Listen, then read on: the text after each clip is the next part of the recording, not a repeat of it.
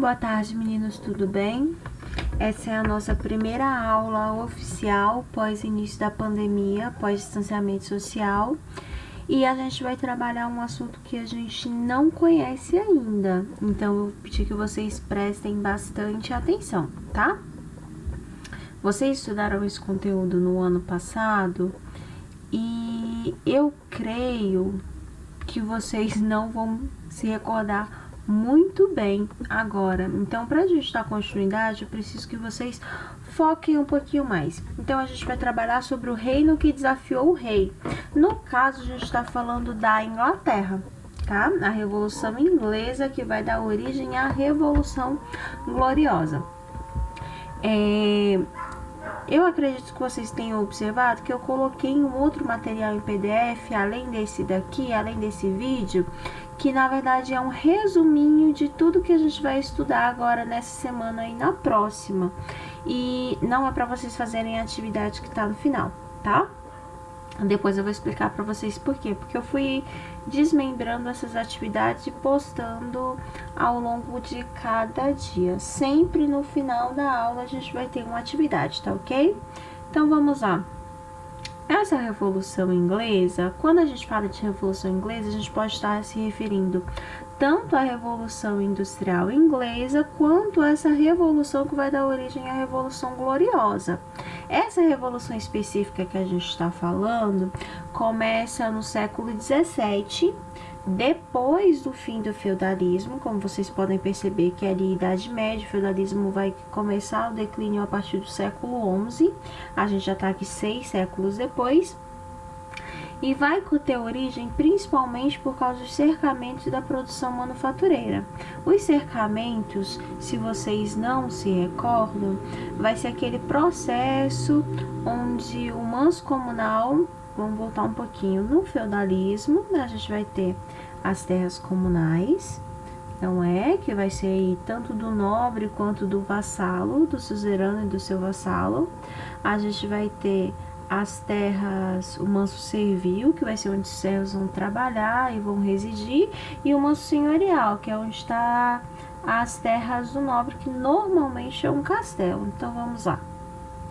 Esse cercamento significa que essas terras comunais não vão ser mais comuns, elas vão ser de uso do suzerano, tá? Ela passa a ser uma propriedade, passa a ser comercializada, diferentemente de quando a gente tinha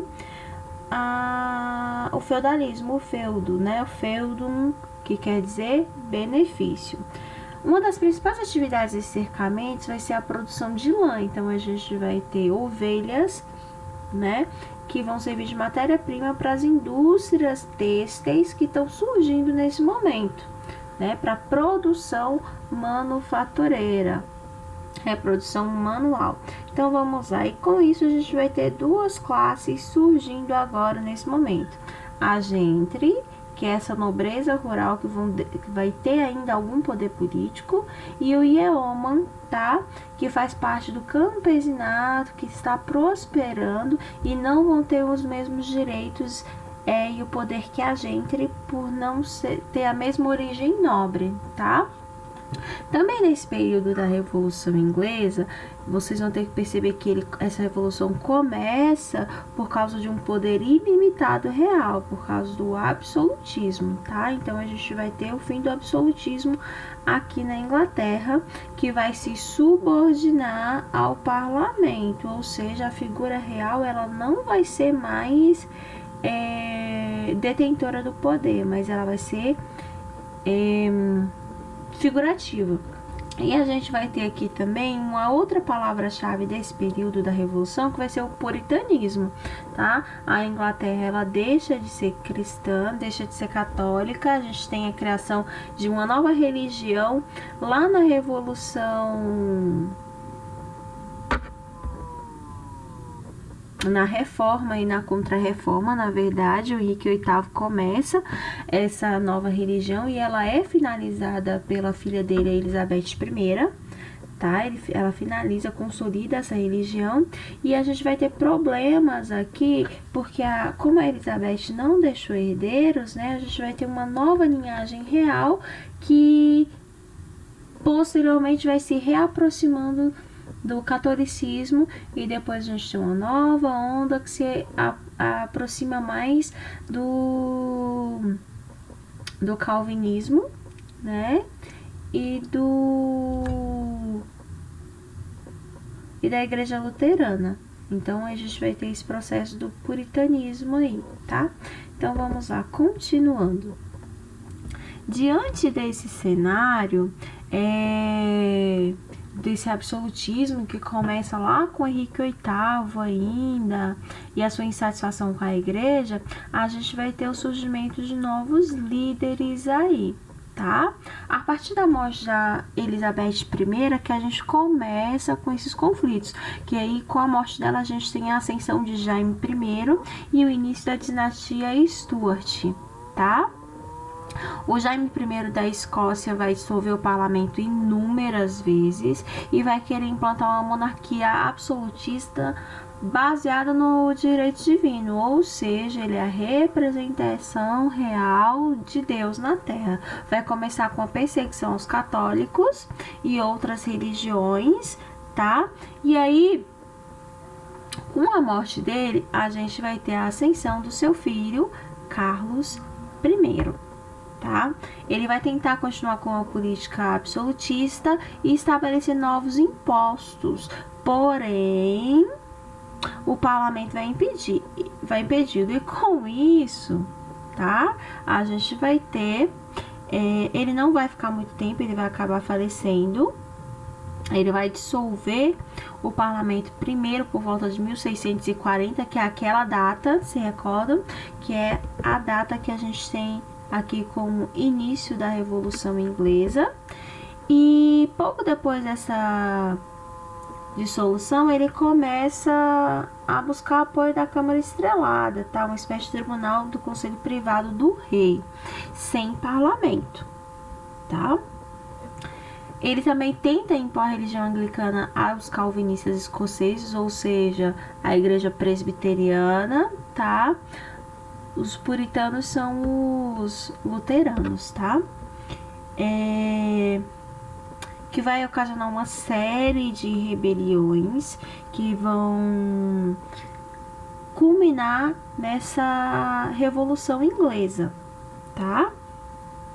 Porém, por causa desse número elevado das revoluções, da insatisfação, na verdade, dessas revoltas, ele convoca um novo parlamento. Só que esse parlamento, ele visa aí obter a ajuda da burguesia que está em ascensão, como a gente vai ver daqui a algumas aulas, tá? Com a Revolução Industrial Inglesa, a primeira Revolução Industrial Inglesa. E isso não vai dar certo, porque essa burguesia em ascendência, em ascensão, tem interesse em combater o absolutismo por causa do liberalismo econômico, que eu vou explicar para vocês mais na frente, tá? Ou seja, eles querem aí a obtenção de lucro.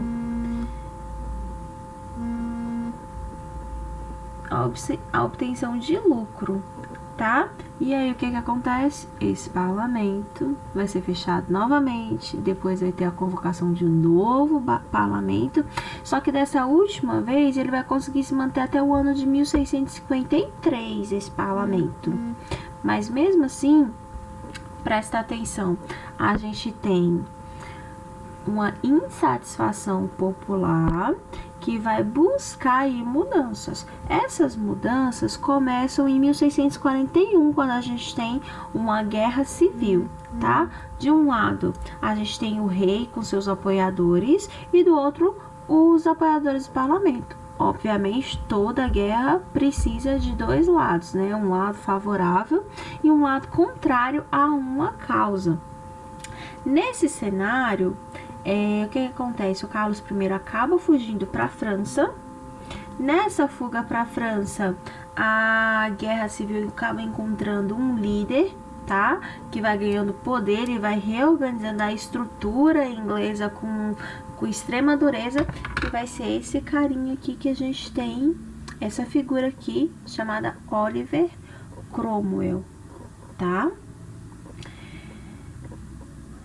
A ideia do Cromwell perseguir os camponeses que queriam terras e posses, mas mantendo os privilégios da aristocracia. Ele vai instaurar o puritanismo que a gente viu agora há pouco, tá?